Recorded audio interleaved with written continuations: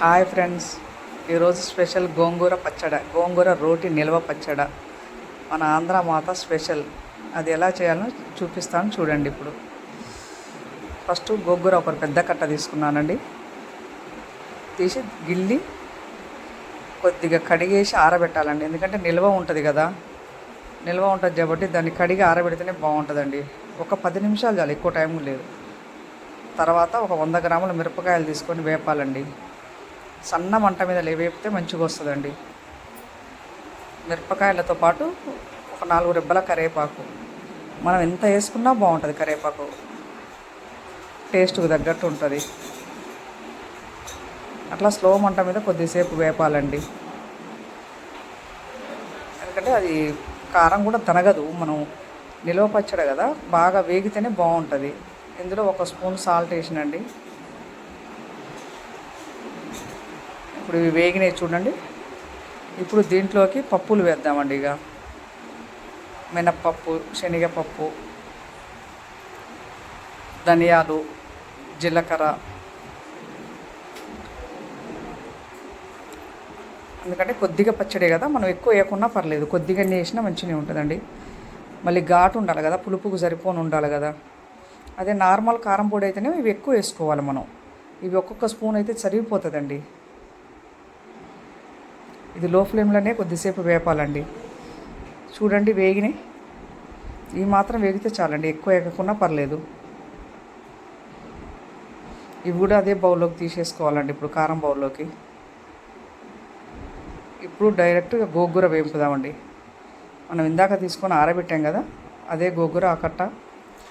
ఇప్పుడు లైట్గా చిన్న మంట మీదనే కొద్దిసేపు వేపుదామండి.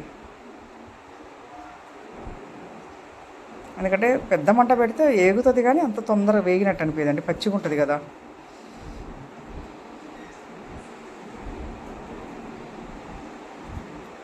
చూడండి వేగింది, మ్యాక్సిమం 90% వేగిందండి.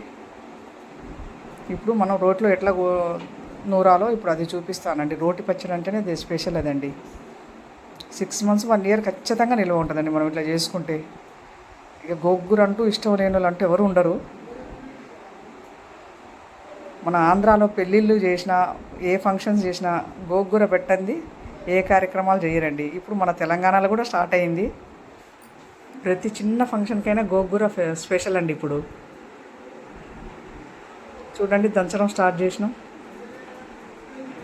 మిరపకాయలు దనగాల కదండి, కొద్దిగా టైం పడుతుంది.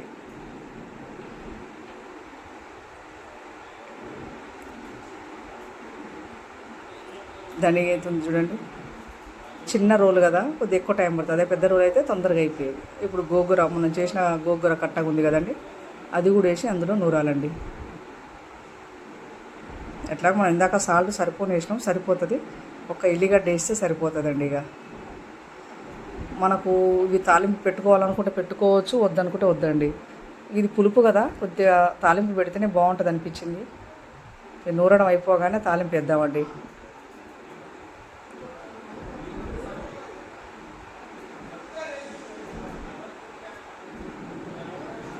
చూడండి నూరడం అయిపోయింది. ఇప్పుడు తాలింపు వేద్దామండి.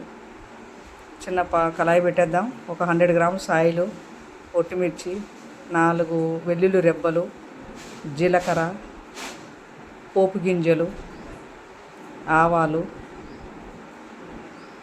ఒక 2 రెబ్బల కరివేపాకు, కొద్దిగా పసుపు. పోపు అయిపోయిందండి. ఇప్పుడు ఈ గోంగూర ఇందులో వేసి కలిపేద్దాం. మీకు కావాలనుకుంటే ఉల్లిగడ్డ కూడా కట్ చేసి వేసుకోవచ్చండి, చాలా బాగుంటుంది. కానీ నిల్వ ఉంటే కొద్దిగా స్మెల్ వస్తుంది కదా, ఉల్లిగడ్డ వేయకపోతేనే బెటర్. అది మనం తినేటప్పుడు అన్నం వేసుకుంటే ఇంకా బాగుంటుంది. మీలో ఎంతమందికి ఇష్టం అండి గోంగూర అంటే చెప్పండి ఫ్రెండ్స్. మాకంటే చాలా ఇష్టం. చూడండి ఎంత బాగుందో, చూస్తుంటేనే నోరు ఊరుతుంది. గోంగూర మీకు నచ్చితే లైక్ చేయండి ఫ్రెండ్స్.